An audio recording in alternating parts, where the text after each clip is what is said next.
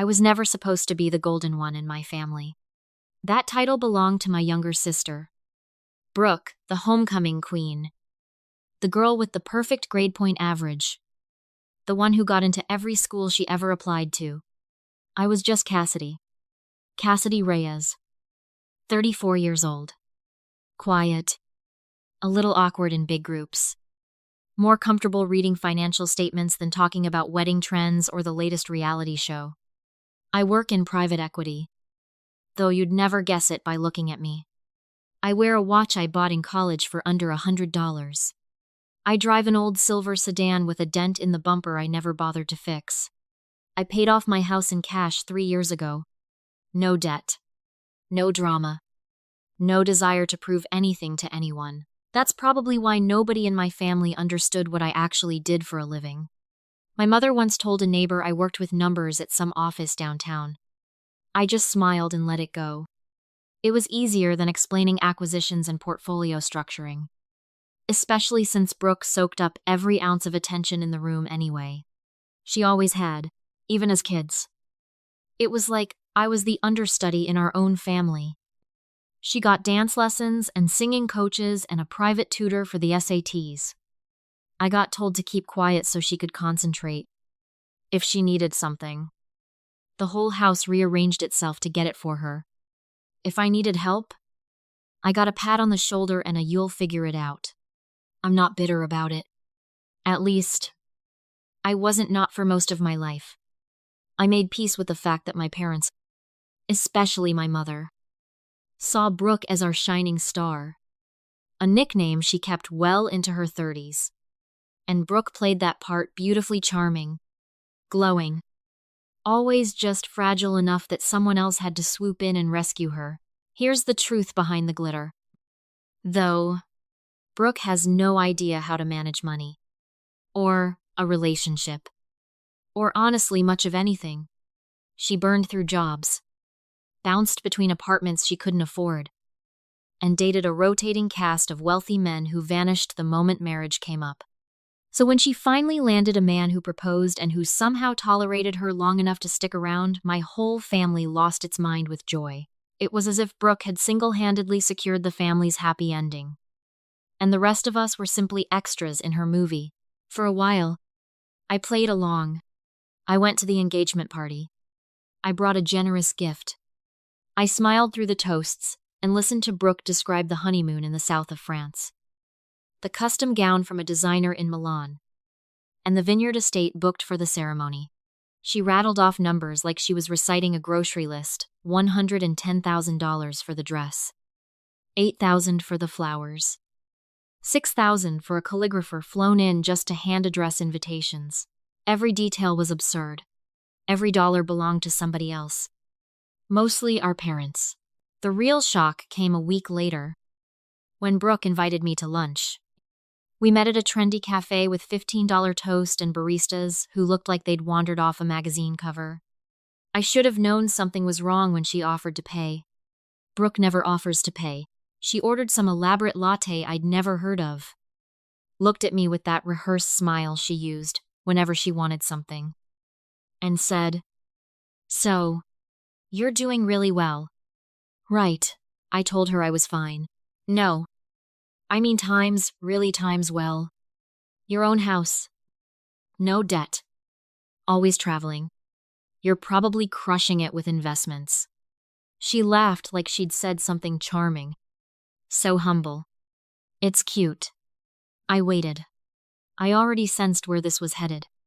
I just didn't know how big the number would be. She leaned in, lowering her voice like she was sharing a state secret. "So, listen, I'm a little over budget on the wedding. Just a bit." "Okay. More than a bit. $45,000. To be exact." I nearly choked on my water. She waved it off like pocket change. "It's not that bad. We upgraded the catering because Marcus's family are total foodies. And I found this incredible designer for the bridesmaid dresses. Anyway, I was hoping you could help. Cover the difference. It's nothing to someone like you." "Right. You probably made that much in dividends last quarter." I sat back, stunned. You're asking me for $45,000. Not asking, she corrected sweetly. I mean, it would just be paying for the wedding. You'd be giving your only sister the day of her dreams. And honestly, it would mean so much to Mom and Dad. They're kind of tapped out. But we all know you're the one doing the best. I took a breath. Brooke, I love you. But I'm not funding a $45,000 wedding. That's not happening. Her smile flickered. Then reset. Wow. Okay. I guess I'll tell Marcus we have to cancel the string quartet. She stood before finishing her drink. Fine. I'll figure it out myself. Just remember this when the time comes. And with that cryptic line, she walked out. I wish I could say I shrugged it off. But something about the way she said times, when the time comes, times stuck with me like a splinter. In my family, drama has a way of turning nuclear. 2 weeks later, she texted times dinner at my place. Just us. Let's clear the air. I knew I shouldn't go. I went anyway. The moment I stepped inside, I realized my mistake. It wasn't just the two of us. 3 people in suits sat at her dining table, papers stacked neatly in front of them. Brooke walked out of the kitchen holding a glass of wine, wearing the same sweet smile she wore right before she set something on fire. Welcome, Cassidy, she said, raising her glass. Let's talk options. I stood frozen in the doorway. This wasn't a quiet dinner. This was an ambush. And I was the only one who hadn't gotten the memo. You okay? Brooke asked, gesturing to the empty seat. You look like you've seen a ghost. Didn't realize dinner came with legal counsel, I said, not sitting. The tallest of the 3 men stood and extended a hand. Ms. Reyes. My name is Harold Whitfield. I represent your sister and her fiancé in a matter of financial arbitration. If you'll join us, I can walk you through the situation.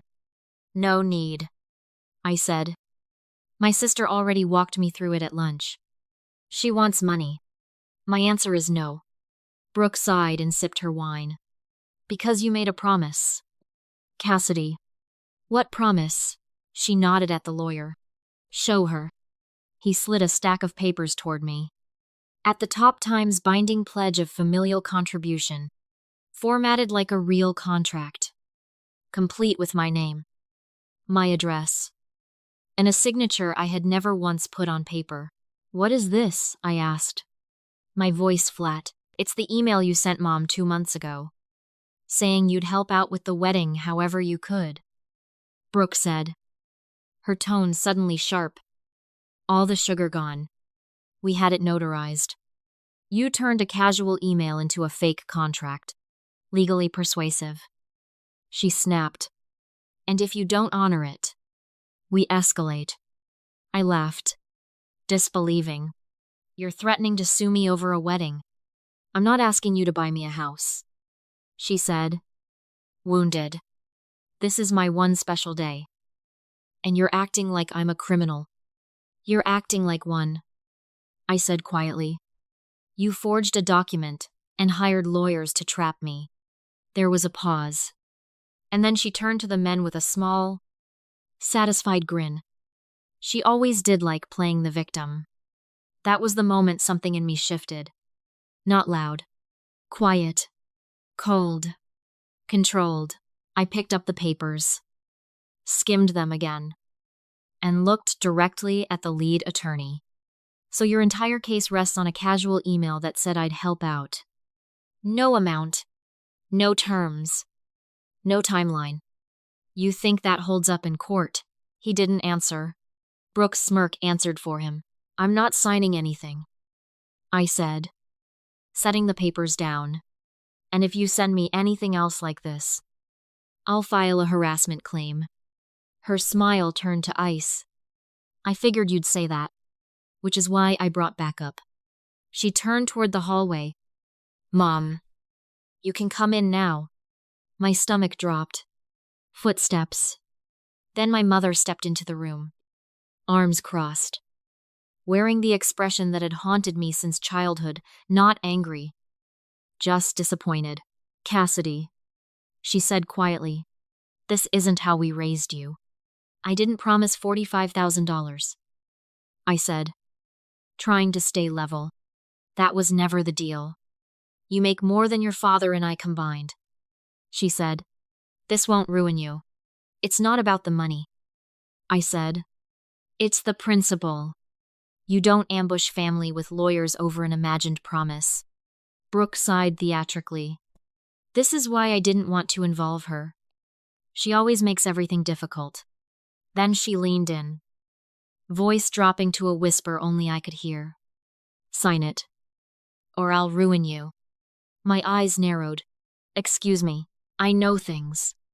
Cassidy, your real income, the property you own outright, the trust, the business under your husband's name, all of it.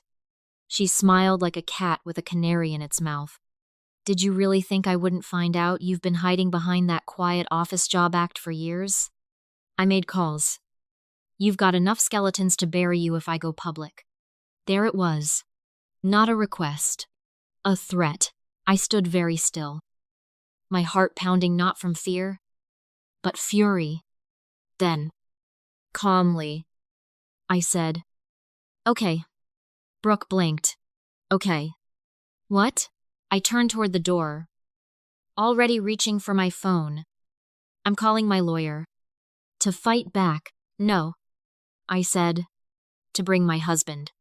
For the first time all night. Brooke looked confused. Your husband. I opened the door. And a voice behind me said, actually, I'm already here. Brooke spun around, jaw dropping. Because standing in the doorway, holding her own folder of documents and wearing a blazer that radiated quiet authority, was the man I had married in secret 2 years earlier. He gave her a small nod. Let's talk options. His name is Daniel. He doesn't raise his voice. He doesn't gloat. He documents. And he prepares. We met 6 years ago when he was doing forensic accounting work on a company I'd quietly invested in. One conversation led to another, and eventually to a courthouse wedding neither of us told our families about. It wasn't secrecy for its own sake, it was strategy. I knew how my family operated, especially Brooke. The less they knew, the less they could use against me. Now he stood in front of her, composed, as if this ambush had been on our calendar the entire time. Daniel, my mother whispered, hand flying to her chest. You're married. 2 years now, he said, nodding once. I stepped back into the room and let the door swing shut behind me. Based on tonight, do you think we should have told you? Brooke's mouth opened, then closed. She turned sharply on the lawyers. What is she? What is he doing here? Daniel addressed the attorneys directly. Which one of you drafted this document? Harold cleared his throat. That would be me. Good, Daniel said, opening his own folder. Because I'd love to know what jurisdiction allows a binding contract to be formed from an email no offer, no acceptance, no clear terms, and then notarized after the fact. This isn't a courtroom, Harold said stiffly. We're here to mediate. No, Daniel said. You're here under false pretenses, pressuring my wife into paying under threat of reputational damage. That's coercion. A civil court would tear this apart. And you already know it. Brooke's cheeks flushed. Cassidy, why would you bring him into this? Because you tried to threaten my wife with lies, forged documents, and blackmail, Daniel said evenly. That makes it my problem too. You think you can just barge into my private meeting, Brooke snapped. Daniel raised a hand, not aggressively, just firm. Enough. The room went quiet. You told her you'd ruin her. How? Exactly. Leak fabricated financials. Pretend to know something you don't. Try to discredit someone protected by multiple legal structures. Please. Enlighten us. Brooke's composure cracked. I was bluffing. It was a scare tactic. That's not what you said 5 minutes ago, I said. My mother finally spoke, still frozen by the door. Brooke, what is going on? Brooke rounded on her. She's times the one hiding things. Mom. Playing all of us for years. Letting us go into debt for this wedding while she sat on a paid-off house with some secret husband. Like she's better than us. And there it was, the truth beneath the performance. This was never about the money. It was about hierarchy. Brooke had always been the center of gravity in our family.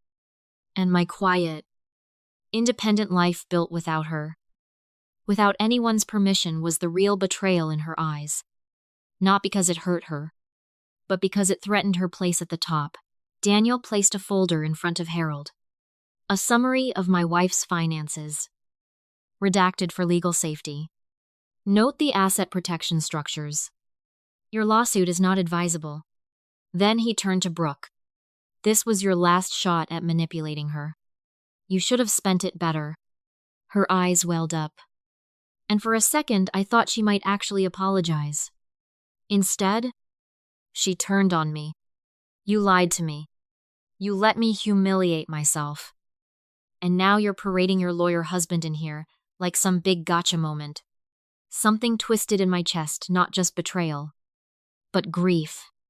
Grief for the family I'd spent my whole life trying to belong to. You never tried to count on me, I said softly.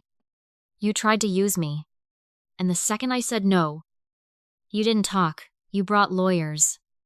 You forged papers. You weaponized Mom.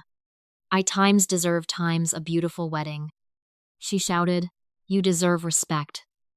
I said, but you lost mine a long time ago. I turned to my mother. And you let this happen. You didn't even ask me what was true. You just assumed I owed her something. Like I'm not your daughter, like I'm just a resource. She had nothing to say. Maybe, for the first time, she understood that the unspoken rule of our house, Brooke first, always hadn't just cracked. It had broken completely. I took Daniel's hand. We're leaving. Brooke screamed after us. You'll regret this. Cassidy, I swear to God. Daniel paused at the door just long enough to say, you should stop making threats. We record everything. Then we walked out. It wasn't over. The next morning, Brooke doubled down.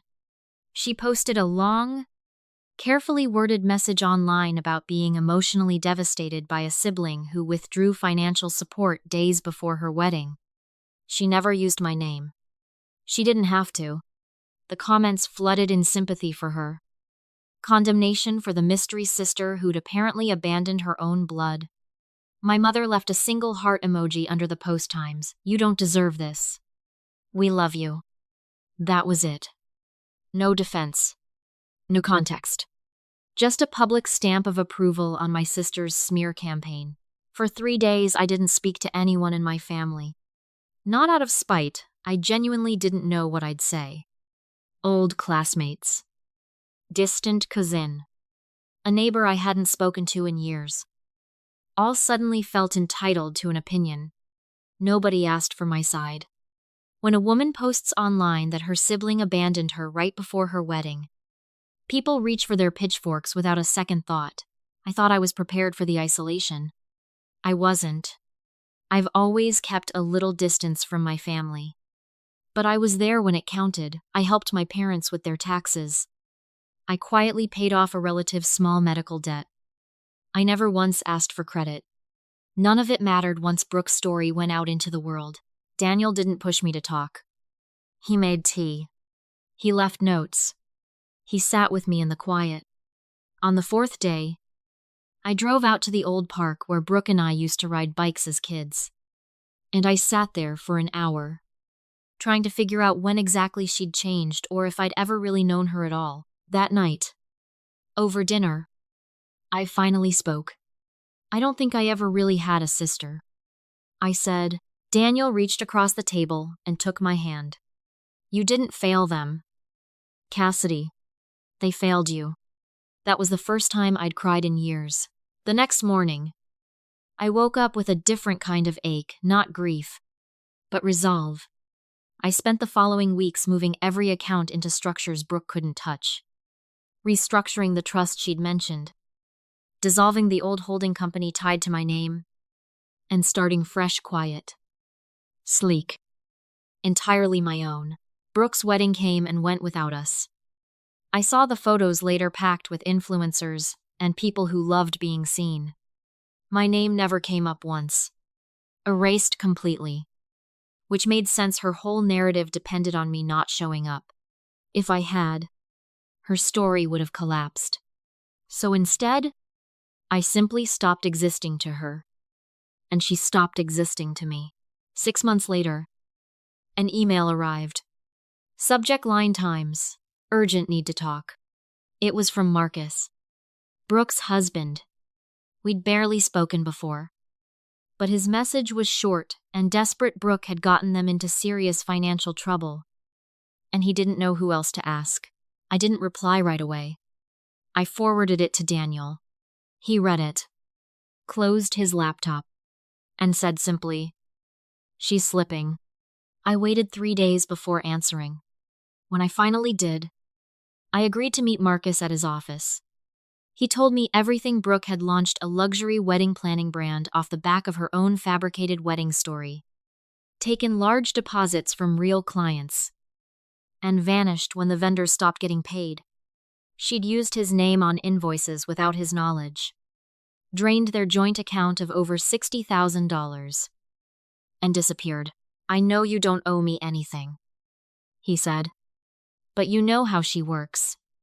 I need help." "You married her," I said. "You had every opportunity to see who she was." "I know," he whispered. I slid a folder across the table. Every fake vendor account, every offshore transaction, every alias she'd used. "This won't bail you out," I said, "but it'll clear your name. You'll take a hit, but you won't go to prison." "Why are you doing this?" he asked. I smiled. For the first time in months. "Because I'm not like her. I don't want her ruined. I just want the truth out." For months, nothing. Then, one evening, Brooke resurfaced online. A new business, a new last name, a polished rebrand with no mention of her old company. She applied to host a bridal expo at a venue quietly owned by a company I had a controlling stake in through several legal layers. My contact there flagged the application immediately. I approved it anyway. I wanted the stage set properly. At the expo, a real bride. Brooke had scammed a woman named Tori who'd reached out to me months earlier after losing her deposit, walked up to Brooke's booth with a friend, recording quietly on a hidden lapel mic. The conversation was calm, almost gentle. "What happened to your old company?" Tori asked. "And the deposits you collected, did those rebrand too?" Brooke's smile cracked. She excused herself and disappeared behind a curtain. The footage found its way to a few small industry blogs. No accusation, just facts, contracts, dates, screenshots. Vendors dropped her. A bridal magazine that had once featured her issued a quiet correction. And then she vanished from public life entirely. A month later, I ran into her by accident outside a hotel downtown. She was pacing, pale, arguing into her phone. "I don't have the money. I'm trying. I just need more time." I didn't stop. I didn't need to. I already knew she would never fully recover. And that wasn't cruelty on my part. It was simply the natural weight of consequences finally landing. A lawyer called not long after Marcus had filed a joint civil case against Brooke. 3 counts of fraud. 2 of breach of contract. I gave my deposition without hesitation. By then, she'd already been dropped by every professional association she'd once bragged about. 2 clients filed small claims. One posted the entire story on a consumer advocacy account with millions of followers. The clip ended with a simple line, "Times, when you build your life on lies, the bill always comes due." It got 3 million views. Brooke deleted every account she had within 2 days. Marcus called a week later. "It's done," he said. "She settled. No criminal charges. But she's broke. Selling everything. Moving back in with your parents." He paused. "Divorce is final too. I can finally sleep." "Good," I said. "Start over." "Do you think she'll ever change?" he asked. "No," I said, but I think I finally did. My mother reached out once more. A carefully worded email about how Brooke was going through a hard time and family should stick together. No apology. No acknowledgement of what had actually happened. I replied once. "Briefly times, I hope you and Dad are well. I wish you peace. But I'm done trying to fix something that never saw me as family, unless I was useful." She wrote back, one final line times. "We'll respect your decision. I hope someday we can start again." That someday never came. And I stopped waiting for it. The last time I saw Brooke was almost a year later. In a grocery store parking lot near my old hometown. She was arguing with a cashier over a declined card. Hair unwashed. Wearing an old sweatshirt that looked like a memory of better days. She looked up and saw me. For a moment. Something flickered across her face, shame. Maybe. Or recognition. I didn't say anything. I just nodded once. And walked away. Years later, Daniel and I sat on the back porch of our home outside the mountains, watching the sun fold into the hills. He looked over and asked, "You never told me what you were thinking." That day in the parking lot. "That's because I wasn't thinking anything," I said. "I was just done." "Do you ever miss them?" he asked. "Sometimes," I admitted. But then I remember I didn't lose them. I finally saw them clearly. And that doesn't sting the way it used to. It just feels like peace. A few weeks after that conversation, a letter arrived at my office. No return name. Just my mother's familiar handwriting. Inside was a single line times, "I'm sorry. I never understood how much you carried for all of us until it was gone." I folded it carefully, placed it in my desk drawer, and didn't respond because some kinds of closure don't need a conversation. They just need a decision. They spent my whole life teaching me what loyalty was supposed to look like. In the end, they taught me its true value by breaking it completely, and for the first time, I let the past go for good.